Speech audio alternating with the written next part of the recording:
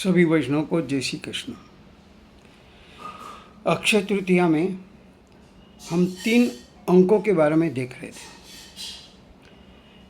3 हमारे जीवन के लिए भी बहुत महत्वपूर्ण है। ये 3 का जो संख्या है, उस संख्या से मतलब होता है हमारा मानव का बालपन माने चाइल्डहुड, युवानी माने तरुणावस्था और अंत में वृद्धावस्था ओल्ड एज। ये जो 3 भाग है मानव जीवन के, वो ये हमें संदेशा देता है कि बालपन में हम हमेशा दूसरों से सहारा लेकर आगे बढ़ते हैं और अपना एक लक्ष्य प्राप्त करने के लिए समाज से, हम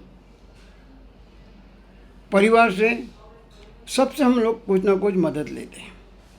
फिर बाद में हम स्थायी होने के बाद, युवावस्था में आने के बाद हमारा संसार गृहस्थाश्रम चालू होता है। उस समय हम इस परिस्थिति में रहते हैं कि जितना हम इकट्ठा करें वो अच्छा है। और वृद्धावस्था में हमने जो कमाया है, हमने जो बनाया है, वो दूसरों को बांटना है। ये 3 जो एस्पेक्ट है, ये हमारे जीवन में बहुत महत्वपूर्ण है। बाकी वैसे देखा जाए तो जीवन में वैसे 3 जो है, जड़, जोरू और जमीन, ये जो है ये मानव जीवन को पतन की ओर ले जाते हैं अगर इसको संतुलित नहीं रखा। एक जगह अच्छा लिखा हुआ था कि अगर मन हमारा कमज़ोर है, फिर से कहूँगा, मन हमारा कमज़ोर है तो जो परिस्थिति हो वो समस्या खड़ी करती है, बनाती है। अगर मन संतुलित है, मन, फिर से कहता हूँ, मन संतुलित है तो समस्या हमें आह्वान देती है, चैलेंज कराती है। और मन अगर खंबीर है तो वही जो समस्या है, जो आह्वान है, वो संधि में परिवर्तन करती है और वो परिवर्तन हमारे सफलता की चाबी है। इसलिए हमेशा मन स्थितप्रज्ञ, सुख दुख के समीकृत लाभालाभो जया जो, गीता में भी कहा है। सुख आए तो भी भगवान ये मेरी कसौटी है और आपका प्रसाद है, सुख ये आपका प्रसाद है। और अगर कुछ समस्या आती है तो हमारी कसौटी है। देखो, कितना भी अच्छा भक्त हो या आदमी हो, मानव हो, उसके जीवन में भगवान कभी ना कभी कुछ दुख दर्द देता है। इसलिए नहीं कि उसको दुखी करना है, लेकिन उस समय उसको ये एनालिसिस करना है, अपने आप को सोचना है कि मेरे में कितना शक्ति है, मैं अपने आप को पहचान सकूं।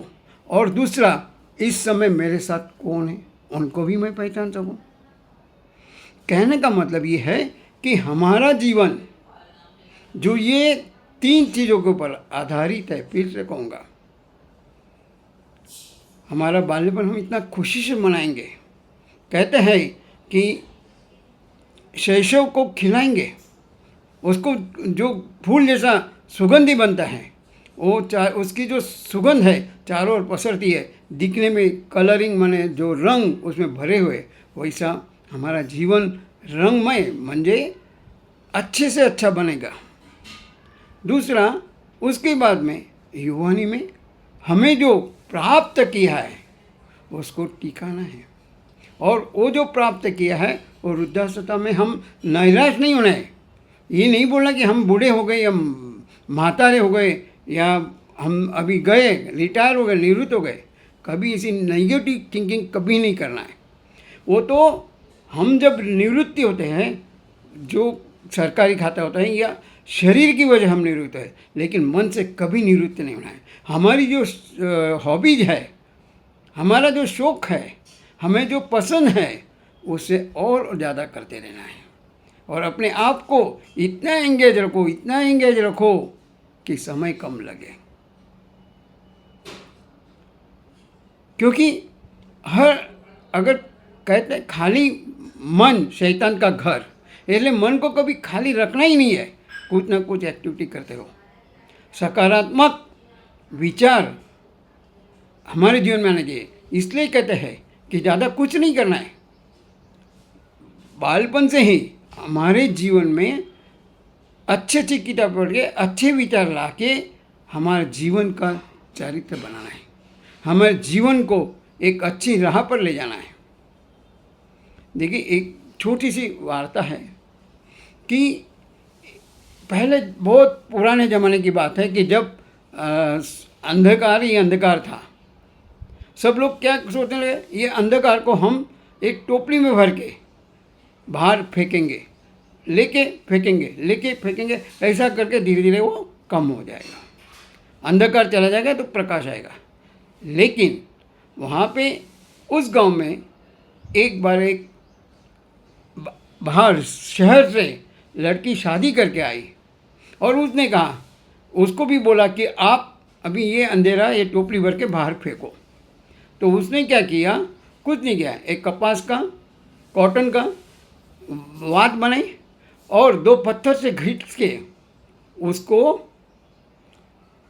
अग्नि प्रकट की, जिससे वो वात प्रकटी, उसमें तेल डाला और हो गया, अंधेरा दूर हो गया। हमारे जीवन में भी ऋषि मुनियों ने हमें सब कुछ रेडी करके दिया है कि हमारे पास है वो दिया, जो दिया हुआ है उसे हम, उस प्रकाश को हम आगे लेके जाएं। वो हमारा कर्तव्य है। अभी हम मानव है, नर से नारायण बनना है, नर मानव से दानव नहीं बनना है। तो कहने का यही है कि अक्षय तृतीया हमारा कभी, हम जो अगर सत्कर्म करेगा, सत्कर्म का कभी क्षय नहीं होता है, वो बढ़ता ही जाता है। कहते हैं ना, आप अगर 10 रुपये दोगे तो भगवान 10 लाख देगा, अगर तुम 1 पैसा दोगे वो 10 पैसा देगा। देने की वृत्ति हमारी होनी चाहिए और यही हमें करना है। नहीं तो क्या होता है, बहुत सारे लोग, मैं किसी को क्रिटिसाइज नहीं कर रहा हूँ, किसी की निंदा नहीं कर रहा हूँ, लेकिन रिटायर हो गए, अभी क्या करेंगे, कुछ काम नहीं है, घर में बैठे रहेंगे। अरे क्या काम नहीं है, किताबें पढ़ो, बाहर गार्डन में बच्चे लोग खेलते हैं, उनके साथ मौज मस्ती करो, बच्चे बन जाओ और एंजॉय अवर लाइफ। लाइफ को हमें हमेशा एंजॉय करना है, कभी नैराश्य नहीं लाना है। ये जीवन जो मिला है ना, एंजॉय करने के लिए ही मिला है, लेकिन हम समस्या में घिरे रहते हैं और उस समस्या में बाहर आने का सोचते नहीं है, क्योंकि हमारा जो मार्ग है वो हम गलत शॉर्टकट अपनाते हैं। अभी क्या, बाद में करेंगे, हो गया, आलस आ गया। ये हमारे शत्रु है, आलस, अविद्या ने, अहंकार, इनको बाहर निकालना है। निकालना नहीं, हमें इतने व्यस्त रखना है कि ये हमसे अपने आप दूर हो जाएंगे। निकालने जाओगे तो जैसा हमारी ताकत कम होगी वापस आ जाएंगे, लेकिन उनकी जगह दूसरे लाओ तो अपने आप ये निकल जाएंगे। जैसे खाली घड़े में हवा होती है, पानी भरोगे तो हवा अपने आप निकल जाती है। वैसे हम जितना अच्छा सोचेंगे, सकारात्मक सोचेंगे, सत्संग करेंगे, सेवा करेंगे और बाद में समर्पण करना है, दूसरा कुछ नहीं करना है। ये 3 चीज़ हमारे जीवन में लाना है। सत्संग, जो सत्संग करेगा उसको सेवा करने का संधि मिलेगी, तक मिलेगी, और वही सेवा, सत्संग और सेवा करते करते अपने आप को पूर्ण समर्पण करना है। 300 सत्संग, सेवा और समर्पण, ये अक्षय तृतीया का हमें बहुत बड़ा संदेश है। तो हम ये सोचेंगे, हमारा बालपन जो होगा, बालपन में युवानी में होंगे तो युवानी को, और वृद्धावस्था में होते हैं वृद्धावस्था को हम शुभाएंगे। भगवान हमें शक्ति दे, बुद्धि दे और वैसी भक्ति दे। इसी शुभकामना के साथ फिर से सभी वैष्णव को जय श्री कृष्ण।